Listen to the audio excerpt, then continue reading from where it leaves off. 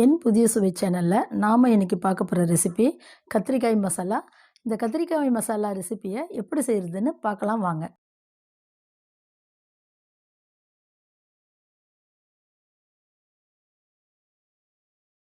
வானலில் ஒரு 3 table spoon வேர்க்கடலை சேர்த்துக்கலாம்.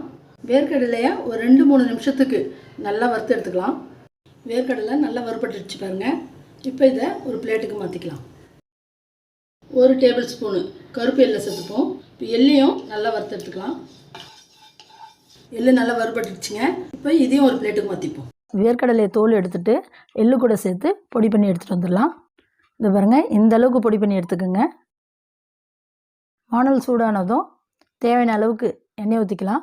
எண்ணெய் சூடானதும் ஒரு 2 பெரிய வெங்காயத்தை சேர்த்துப்போம். 2 மீடியம் சைஸ் தக்காளி வெட்டி சேர்த்துக்கலாம். அது கூட ஒரு 3 பச்சை மிளகா, ஒரு 10-15 பல் பூண்டு, ஒரு துண்டு இஞ்சி பாருங்கள், இந்த விரல் சைஸ் அளவுக்கு இருக்குங்க. 2 துண்டு பட்டை, கொஞ்சமாக கல்பாசி, 4 கிராம்பு, 2 ஏலக்காய், பாதி அளவுக்கு மராட்டி முக்கு, இது கூடவே ஒரு நெல்லிக்காய் அளவுக்கு புளியும் சேர்த்து நல்லா வதக்கி விட்டுக்கலாங்க. தக்காளி வெங்காயம் இஞ்சி பூண்டெல்லாம் இந்த அளவுக்கு வதங்கின உடனே ஒரு 10-12 முந்திரி பருப்பு, 1/4 மூடி தேங்காய், ஒரு ஸ்பூன் கசகசாவையும் சேர்த்து நல்லா 1 நிமிஷத்துக்கு வதக்கி விட்டுக்கலாம். தேங்காய் கசகசாலாம் 1 நிமிஷத்துக்கு வதக்கி வச்சிங்க. இப்போ ஸ்டவ் ஆஃப் பண்ணிவிடுவோம். இப்போ தக்காளி வெங்காயம்லாம் நல்லா அரைச்சி இப்போ இதை மிக்ஸி ஜாரில் போட்டு கொஞ்சம் கூட தண்ணி சேர்க்காமல் நல்லா கெட்டியாக அரைச்சி எடுத்துகிட்டு வந்துடலாம். இந்த பாருங்கள், மசாலாவை இந்த அளவுக்கு கெட்டியாக அரைச்சி எடுத்துக்கோங்க. அரைச்சி வச்சுருக்கோம் இல்லைங்களா, மசாலா கூட நம்ம பொடி பண்ணி வச்சுருக்க வேர்க்கடலை எள்ளு பொடியை சேர்த்துக்கலாம். ஃபுல்லாக சேர்க்காதீங்க, ஒரு பாதி அளவுக்கு சேர்த்துக்கோங்க. 1 ஸ்பூன் மிளகாய்த்தூள், அடுத்ததாக ஒரு 1/4 ஸ்பூன் மஞ்சள் பொடி, கடைசியாக தேவையான அளவுக்கு உப்பு சேர்த்துட்டு எல்லாத்தையும் கிளறி விடுவோம். நம்ம ஆல்ரெடி பச்சை மிளகாய் மசாலா அரைக்கும் போது சேர்த்துருக்கோம். அதனால் மிளகாய்த்தூளை உங்களுக்கு காரம் எப்படி தேவையோ அதுக்கு ஏற்ற மாதிரி சேர்த்துக்கோங்க. மசாலா கிளறும் போதே உப்பு காரம் எப்படி இருக்குன்னு பார்த்துக்கோங்க. ஏன்னா நம்ம தனியாக மிளகாய்த்தூளோ உப்போ சேர்க்க போகிறதில்ல. இந்த மசாலாவை சேர்த்து தான் நம்ம கத்திரிக்காவை செய்து முடிக்க போகிறோம். அதனால் உப்பு காரத்தெல்லாம் இப்போவே பார்த்துக்கோங்க. கத்திரிக்காவை கழுவிட்டு நல்லா தொடச்சி எடுத்து வச்சுருக்கேங்க. காம்பு முழுசாக வெட்டிடாதீங்க. இதை பாருங்கள், நான் எந்த அளவுக்கு கொஞ்சமாக வெட்டியிருக்கேன் பாருங்கள். அந்த மாதிரி வெட்டி எடுத்துக்கோங்க. பாருங்கள், நம்ம எண்ணெய் கத்திரிக்காய்லாம் வெட்டுவோம் இல்லைங்களா, 4ஆக வகுந்த மாதிரி தானே எண்ணெய் கத்திரிக்காய் போடுவோம். அந்த மாதிரி இந்த மாதிரி 4ஆக வகுந்துக்கோங்க. ஸ்டஃபிங் நம்ம உள்ளே வைக்கும் போதுங்க கத்திரிக்காய் நல்லா அகட்டி பிடிச்சிக்கிட்டு உங்களால் எவ்வளோ கத்திரிக்காய்க்குள்ளே ஸ்டஃப் பண்ண முடியுமோ அந்த அளவுக்கு இந்த மசாலாவை ஸ்டஃப் பண்ணிக்கோங்க. இந்த பாருங்கள், நான் வைக்கிறேன் பாருங்கள், இந்த அளவுக்கு நல்லா மசாலாவை கத்திரிக்காய்க்குள்ளே ஃபில் பண்ணிக்கோங்க.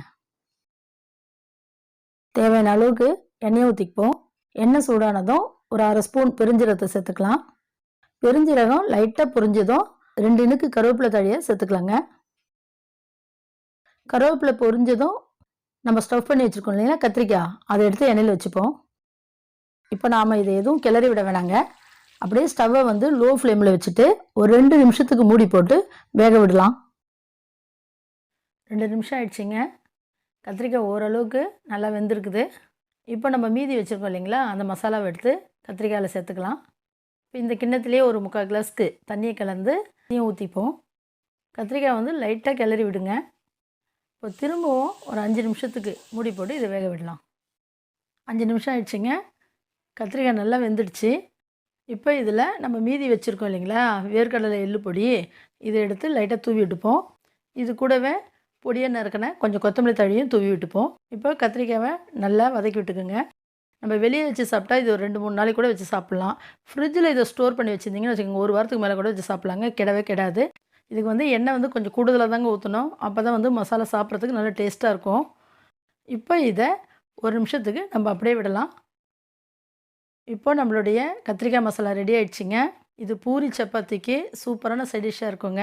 அது மட்டும் இல்லாமல் மட்டன் பிரியாணி, சிக்கன் பிரியாணி, நெய் சாதம், தேங்காய் பால் சாதம், இதுக்கெல்லாம் இது நல்லா சூட்டபுளாக இருக்கும். வெறும் சாதத்தில் கூட நம்ம போட்டு சாப்பிட்டா நல்லா இருக்குங்க. இந்த டிஷ்ஷை நீங்கள் வீட்டில் ட்ரை பண்ணி பாருங்கள்.